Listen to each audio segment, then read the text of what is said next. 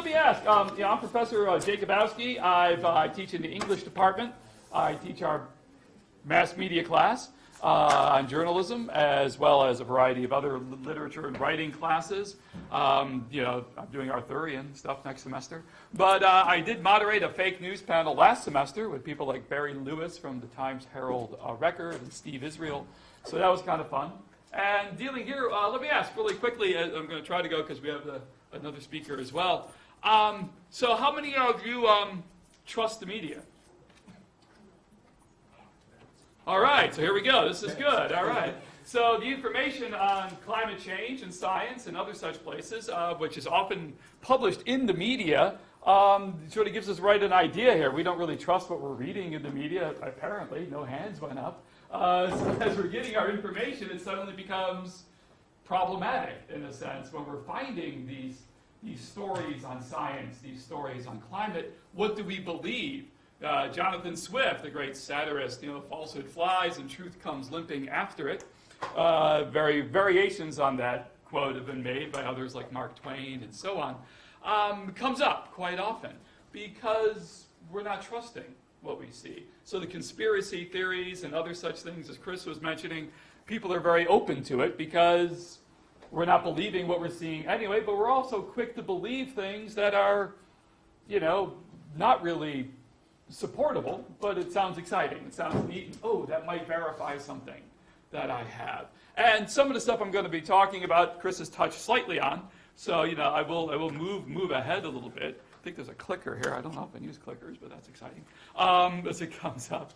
And, fake news, itself, sort of gives a little bit of an idea. And I want to specify a bit more about what it is and the working definition, which pretty much is what Chris was talking about as it looks at it, as they push their fake news content and so forth. And a lot of it is via social networks as well as people look at the mainstream media, and I don't believe, fill in the blank, whatever mainstream media you're looking at.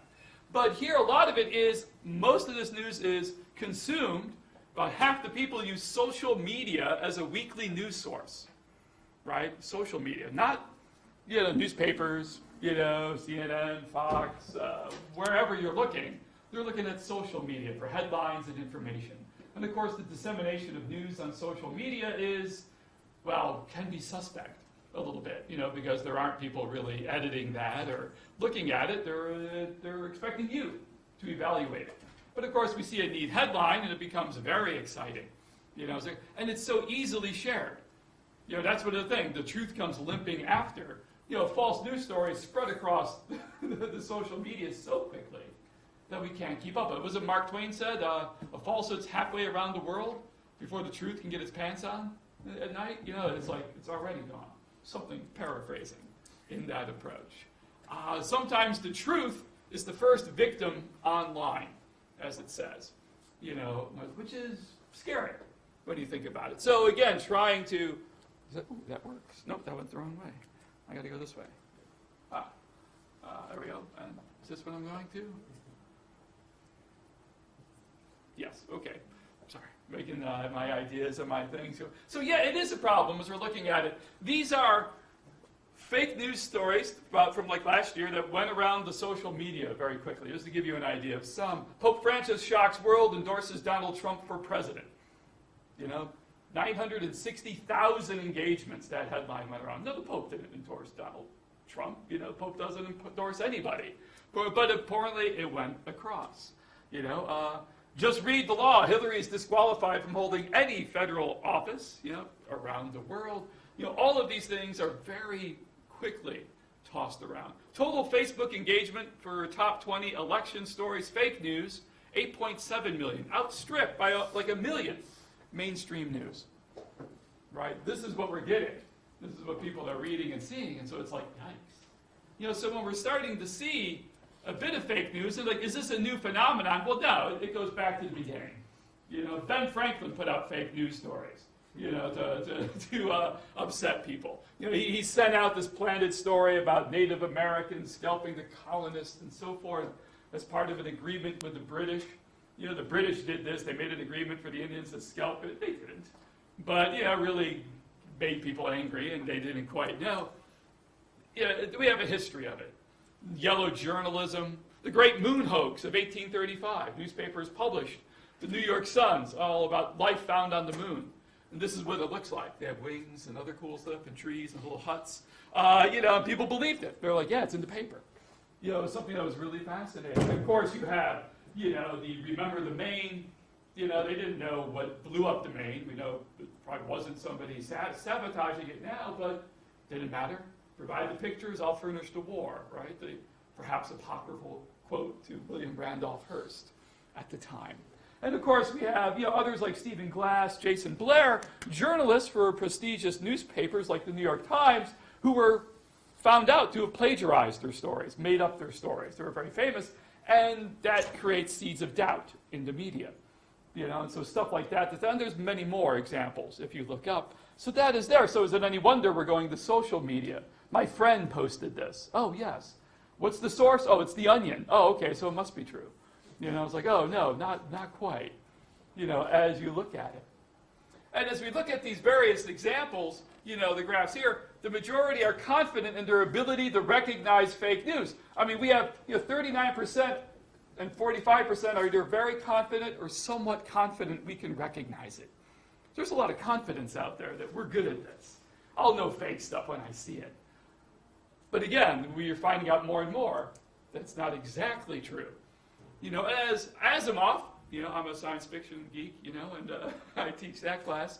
There is a cult of ignorance that's nurtured by the false notion that democracy means that my ignorance is as good as your knowledge.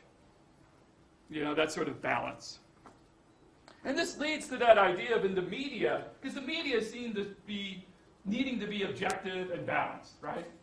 We have to show both sides.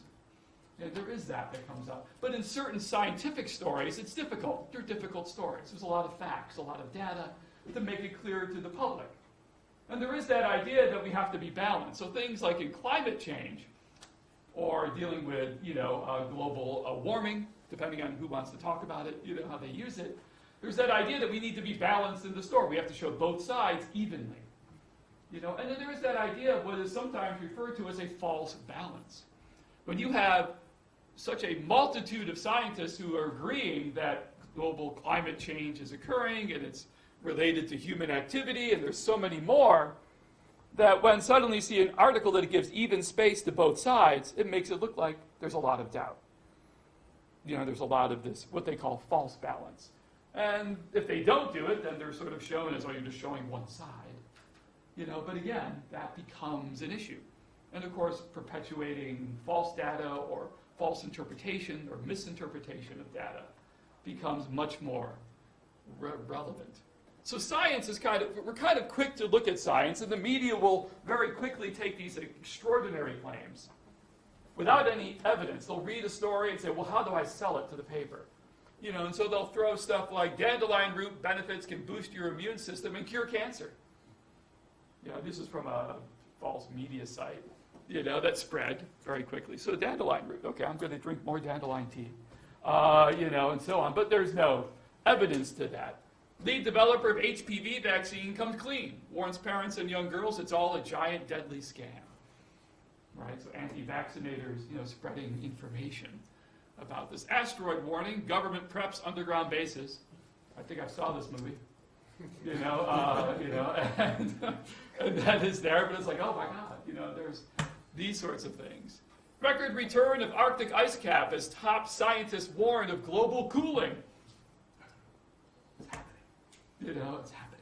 Which is, a story which is, I was looking up that information, does an increase in Arctic and Greenland ice cast doubt on the reality of global warming? Apparently there was a little increase in ice over the last couple of years here and there, which people are saying, oh look, it's done, we're safe.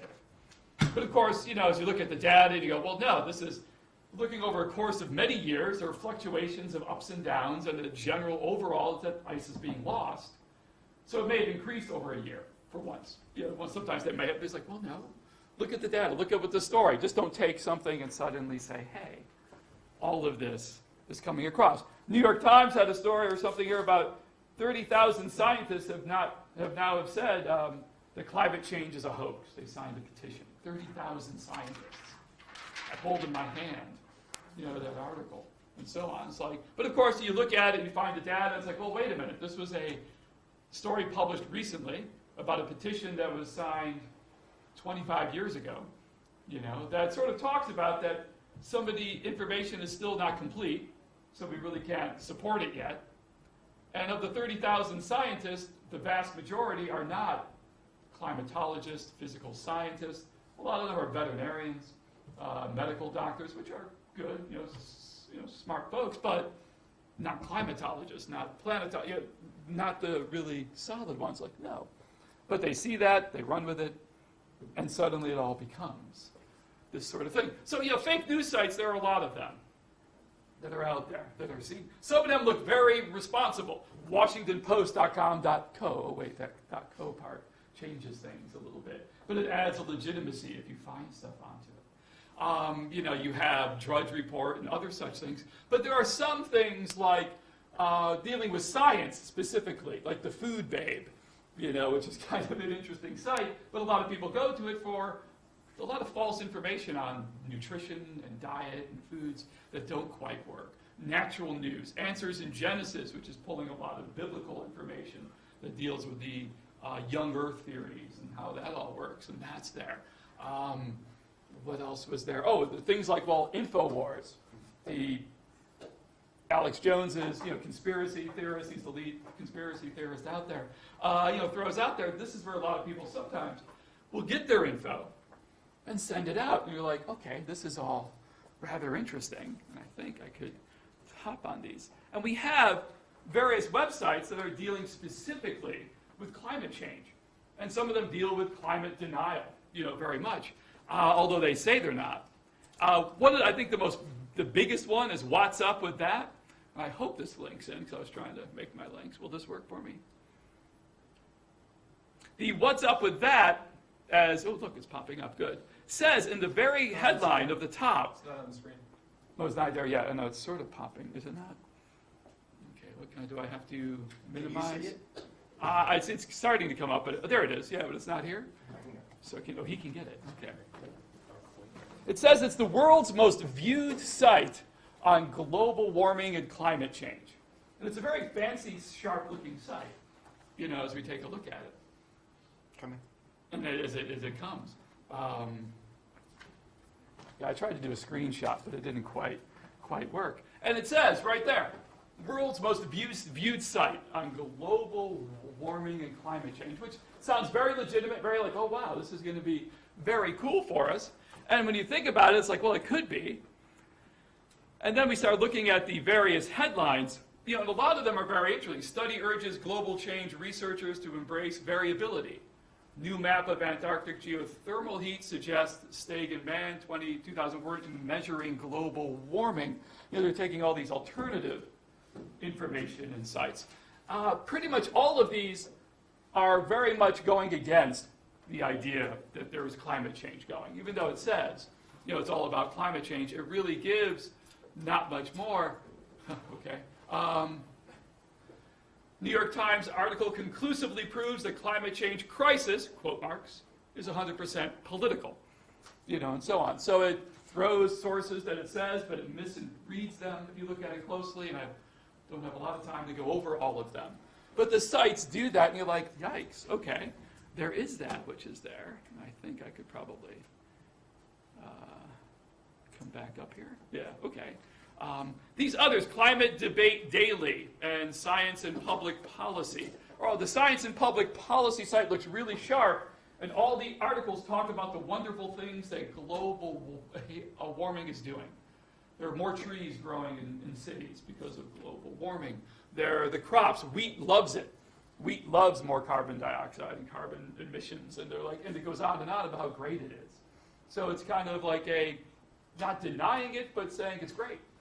So it gives you that side. So we have interesting points, but none of them really show opposing sides.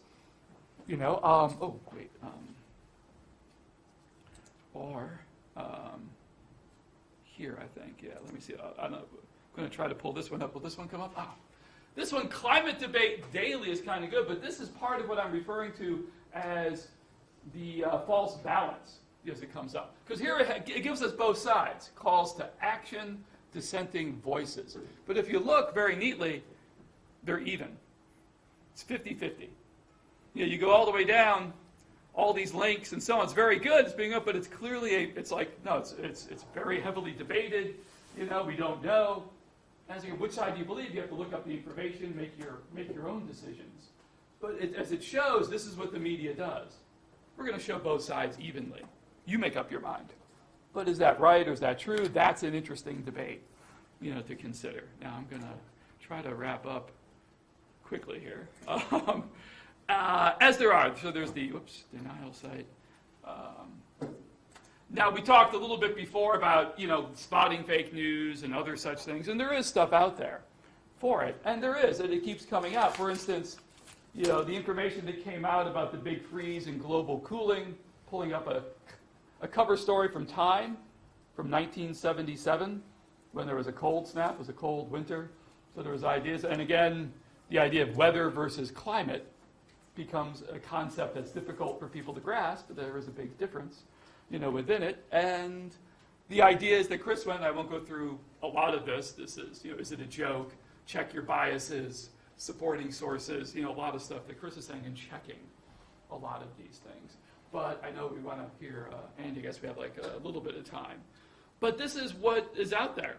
There's a lot of information. A lot of it is easily looked at. A lot of it is easily shared. Because as you look at all these stories, there's always a little Facebook, a little other icon you can click real quick, share with all your friends, and next thing you know, it spreads. And as I keep looking at things and wondering, as we're invaded, by it, what to do about it. And Chris was giving some good information about that already, and I think Andy has some suggestions as well. So I want to make sure I give him enough time. But that's a quick overview of me with a lot of the fake science that's out there and the fake news, perhaps.